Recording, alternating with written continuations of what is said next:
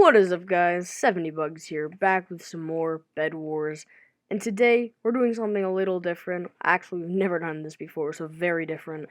I'm making a tips and tricks video. 5 simple tips that will get you a lot better at Bedwars. So first of all, what I want to say is these tips are not very general, because those never seem to help a lot, like practice a lot, or click faster. Yeah, that doesn't help a lot. So we're gonna go very specific tips that you probably never even knew about, and it could really help you. Alright, we're gonna hop straight into this. The first thing that will get you a lot better at Bedwars is TNT Jump Aggression. This is really important, and I see people doing it wrong all the time. In fact, I never see anyone doing it right. Basically, if you do this right, you basically just save your bed in a lot of situations. So this is how most people handle it when someone places a TNT, the TNT jump, over you.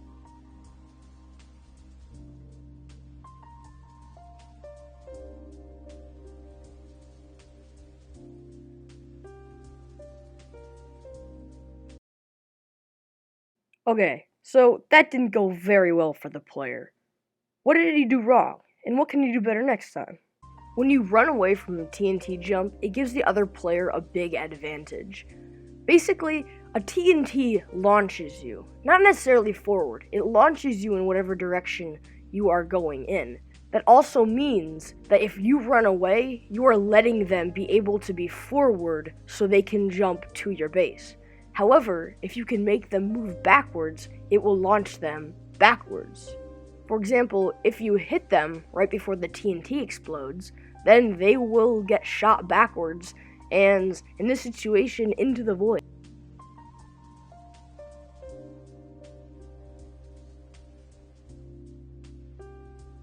Alright, tip number 2. Fall damage and patience on the drop. When you are towered over someone's base, and you want to drop down, kill him, and get the bed, there's no better time than when the player is standing on top of his bed defense. First of all, when you drop to the top of the bed defense, it's a lot less fall damage than if you drop straight to the floor. Even if it is only a 1-layer bed defense, that's still 2 blocks up, which is basically a whole heart, which can mean a lot in a PvP fight. Along with you not taking as much fall damage, the other player can take a lot more knockback if they are on top of their bed defense. Why is this? It's because there's not a level ground behind them, and so it takes them longer to hit the solid ground. So it's really easy to knock them in the void. The key is patience. You want to wait until they're in the perfect spot. Even now, you do not want to drop, because by the time you have dropped, he could already have readjust. You gotta wait until the perfect moment. Time is not of essence. Now, drop. I even made a mistake there. I waited a little too long. Not on the drop, but to hit him, and it was still a 1 tap into the void. Alright, let's keep going. Tip number 3. The perfect wood bed defense.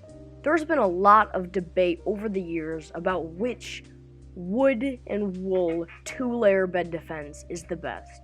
There's the 30 virus defense, the turtle defense, sandwich defense. I even made my own, the stripe defense.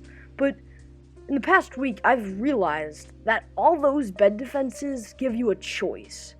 Whether you want to 1 wool, 1 wood, or 2 wood. And in the sandwich, there's even a choice of 2 wool.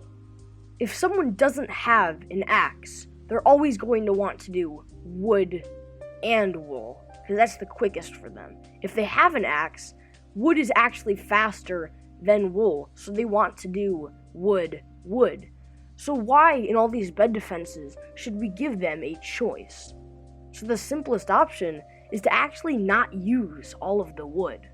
The best wood bed defense is simply 1 layer of wood, and then wool on top of it. This leaves you 8 extra wood that you can use, and the reason why this is better is, well, they don't have a choice. They have to do wood and wool.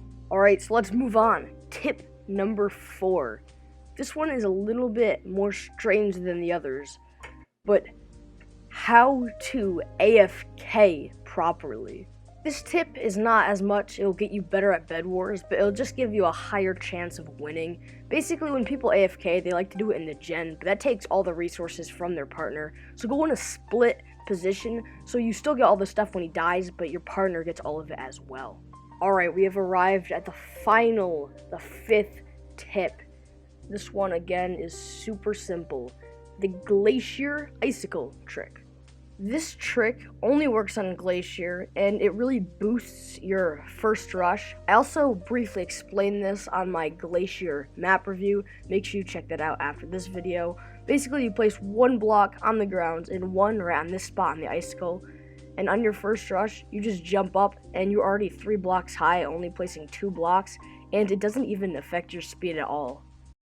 Alright, now that you've seen all the tips I had to give you, go try them out right now. And if any of them helped you, make sure to leave a like and subscribe. If this video hits 10 likes, then I will make a part 2, 5 more tips, and so you can become even better Bedwars player. How exciting. And as always, I will.